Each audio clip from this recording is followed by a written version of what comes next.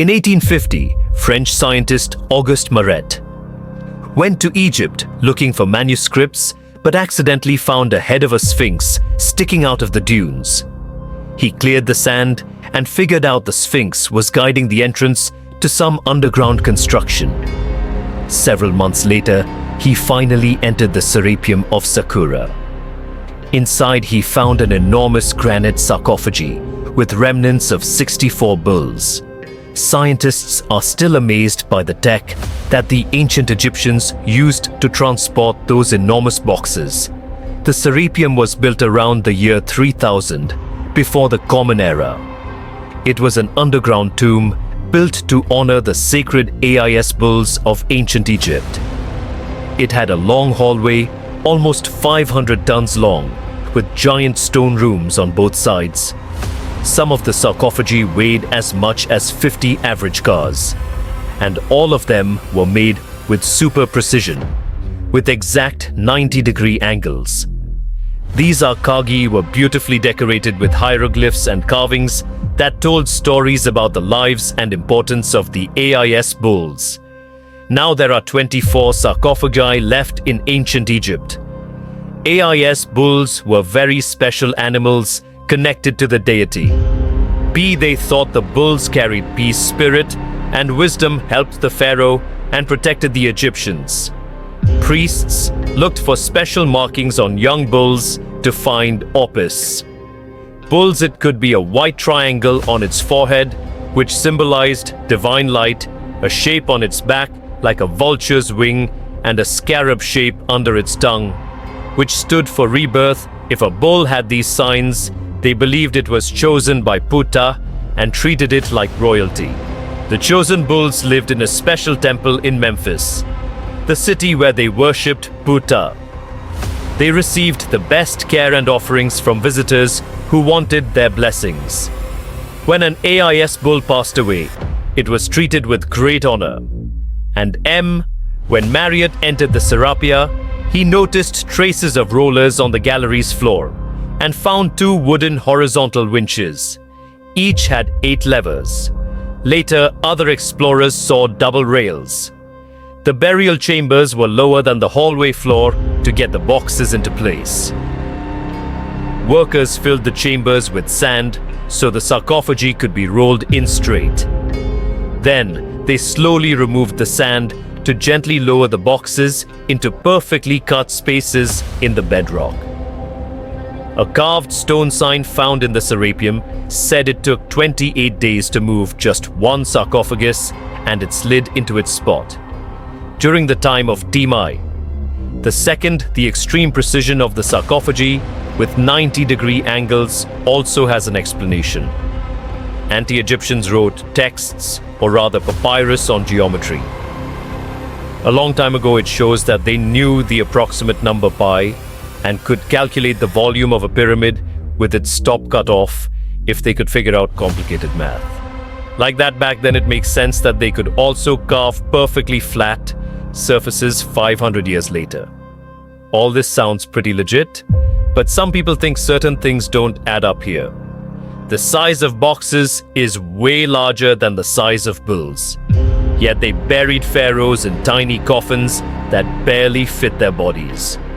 The sarcophagi are made out of granite with crazy precision, and they could have just used limestone, which would have made things way easier. The transportation of the boxes seems pretty simple, but only in theory. If one person could pull about 440 pounds, then at least 250 people would be needed to pull just one box. The tunnels in the Serapeum are really narrow, only about 2 feet wider than the boxes themselves. There's no way hundreds of people could have squeezed into those tight spaces to pull the buoys. And even if they did, how would they turn the box in the cramped corridor, lower it into its niche, and place it perfectly in the middle? Somehow they did this 24 times, and every box is centered perfectly. Plus, the chambers were dusty, and there were no signs of soot from lamps. This means they must have worked in almost complete darkness. The real use of the boxes could also be different. A long time ago, even before the Egyptian pharaohs ruled the local people, already knew how to use fermentation. It happens when tiny organisms called yeast eat certain ingredients like starch and turn them into gas and ethanol. So someone in ancient Egypt probably put food like barley bread and even meat inside a giant stone box, then closed it tight with a heavy lid. These stone boxes carved from granite were so precisely made that they were almost completely sealed, so nothing could escape from it as the yeast.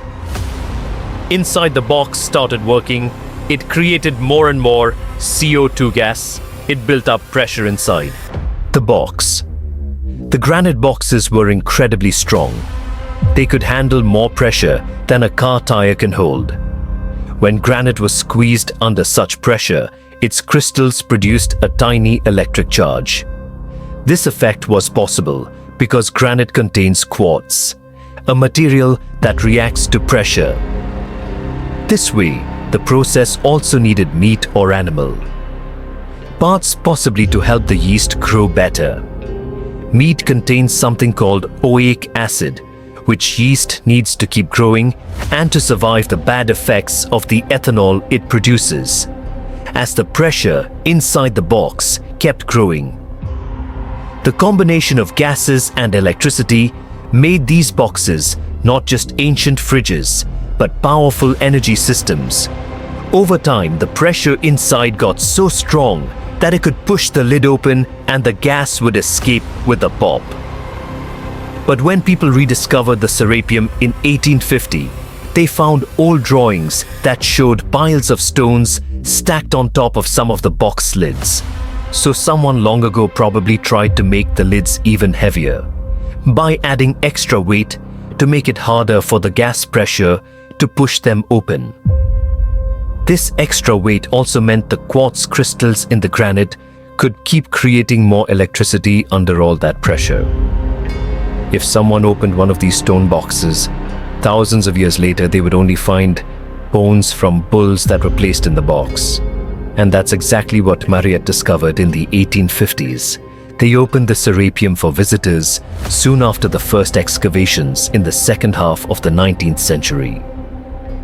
Prince of Wales even had a lunch with his guests in one of the sarcophagi. Sands and earthquakes made the site inaccessible for a while.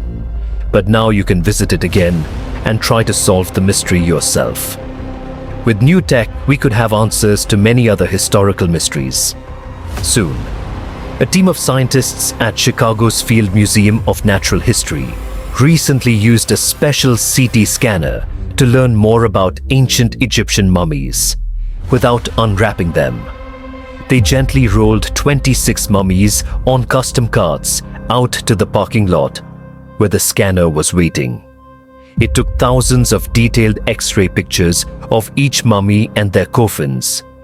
When all the pictures were put together, they created 3D images that showed what was inside the skeletons and some artifacts. The scientists hope these images will help them understand ancient Egyptian burial practices from over 3,000 years ago. Even though the scanning process only took 4 days, it might take 3 years to study all the data, but scientists were able to learn some personal details about the mummies. One of the most popular mummified individuals at the museum, Lady Sheneta, was a woman who lived in ancient Egypt about 3,000 years ago. It looks like she passed away in her late 30s or early 40s to make sure her body looked complete for the afterlife, and bombers put stuffing in her neck to keep it from collapsing.